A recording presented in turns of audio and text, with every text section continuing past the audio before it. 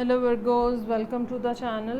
वर्गो sun moon rising लोगों के लिए रीडिंग है, वीकली रीडिंग है और 13 जुलाई से 19 जुलाई का टाइम पीरियड हम कवर करेंगे। मेरे हाथ में अर्थ मैजिक कार्ड्स हैं, ऑरिकल डेक है। आए देखते हैं कि वर्गो लोगों के लिए इस हफ्ते के थीम्स क्या हैं और क्या है जो बैकग्राउंड में चल रहा है और इस हफ्ते में भी प्ले होगा। Okay, so I have ferries. See, such a beautiful card it is. अच्छा जी, दूसरा है लाइटनिंग। Oh nice. एक तो कुछ सडन अनएक्सपेक्टेड पावरफुल होने का इम्कान है, लेकिन उसके साथ साथ आपको ये फ़िक्र करने की ज़रूरत नहीं है कि क्या होगा, परेशानी होगी, डिस्टर्बेंस होगी। ऐसी कोई बात नहीं है, क्योंकि आपके इर्द गिर्द जो है वो सपोर्ट मौजूद है, इनविजिबल सपोर्ट मौजूद है। ये जो अर्थ मैजिक और फेरीज़ का कार्ड है, आपके इर्द गिर्द ऐसी गुड एनर्जीज़ हैं जो कि आपको सपोर्ट कर रही हैं।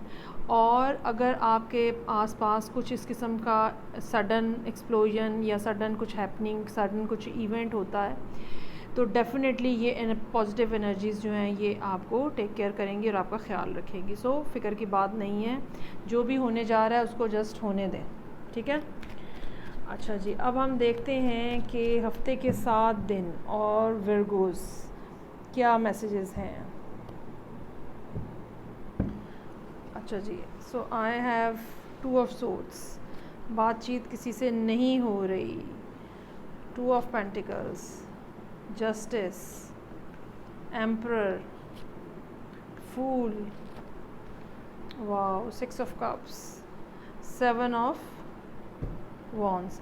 अच्छा जी, वर्गोस जो हैं वो अपनी पोजीशन के ऊपर स्ट्रांगली जो हैं वो खड़े हैं, अपने पॉइंट ऑफ व्यू के ऊपर, अपनी थॉट्स के ऊपर, और वो किसी तरह से भी कोई भी स्टेप लेने को, पीछे हटने को, किसी तरह का कोई कॉम्प्रोमाइज़ करने को, किसी तरह का कुछ नेगोशिएशन करने को बिल्कुल तैयार नहीं है।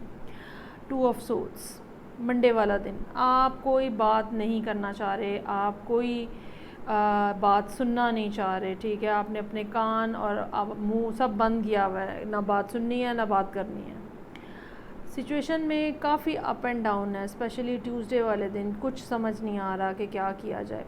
लेकिन मुझे लगता है कि जो ये लाइटनिंग पावर का कार्ड है, कुछ सडन हैपनिंग है, ये किसी बड़ी एंडिंग की तरफ इशारा कर रही है, ठीक है। ये 2 तरह से चीज़ें कुछ प्ले हो सकती हैं, चूँकि बहुत सारे अब डिफरेंट टाइप के यहाँ पे आप लोग वर्गोस होंगे। सो 2 तरह से चीज़ें प्ले हो सकती हैं। एक तो ये कि कुछ सडन इस किस्म के का इवेंट होता है जिसके बाद जो है वो चीज़ें बैलेंस आउट हो जाएं। अगर आपकी किसी के साथ प्रॉब्लम चल रही है, आपकी कॉन्वर्सेशन नहीं है, कम्युनिकेशन नहीं है, तो चीज़ें जो हैं वो बैलेंस आउट हो जाएं। एक शॉकिंग किस्म के रिएक्शन और एक्शन के बाद चीज़ें जो है वो बैलेंस आउट हो जाए। लेकिन एक दूसरी एक्सट्रीम भी हो सकती है कि चीज़ें टोटली ख़त्म हो जाएं, ठीक है। जब बिजली गिरती है तो सब जल जाता है, कुछ बाकी नहीं बचता। जस्टिस के कार्ड को हम डाइवोर्स के कार्ड से भी डिनोट करते हैं, स्पेशली जब हमारे पास उससे पहले मुझे बात नहीं करनी, मुझे बात नहीं सुननी, मुझे कुछ नहीं करना, मुझे कुछ नहीं सुनना, इस टाइप की जब फीलिंग्स चल रही होती हैं तो डेफ़िनेटली जस्टिस का कार्ड डाइवोर्स का कार्ड भी होता है। और आप उसके बाद अपनी पोजीशन के ऊपर स्ट्रांगली खड़े हैं, ठीक है। कोई इमोशनल ड्रामा नहीं है, कोई इमोशनल वीकनेस नहीं है, और आप पूरे तरीके से आप अपनी जगह पे जमे हुए हैं। आप नया स्टार्ट लेना चाह रहे हैं, फ्राइडे का कार्ड है, आप नया स्टार्ट लेना चाह रहे हैं और आपने इस बारे में अच्छा गौर व खौस किया हुआ है, सोच समझ के किया हुआ है ये काम। ये नया स्टार्ट जो है ये आप अपने किसी पुराने फ्रेंड, किसी पुराने पार्टनर, किसी पुराने दोस्त के साथ भी ले सकते हैं।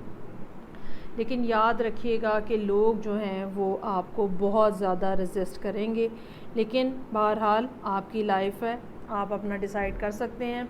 मुझे ये लगता है कि ये जो सडन आपका डिसीजन होगा ब्रेकअप का, और लोग आपको उसके बाद जो बहुत ज़्यादा रेजिस्ट करेंगे, तो ही ये पॉजिटिव एनर्जीज़ हैं जो कि आपको सपोर्ट करेंगी।